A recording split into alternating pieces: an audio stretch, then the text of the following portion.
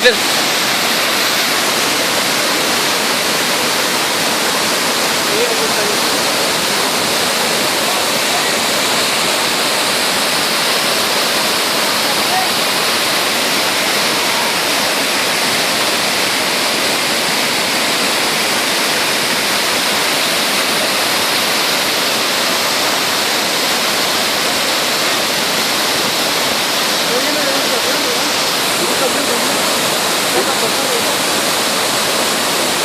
Ahora traigo nada más 25 personas.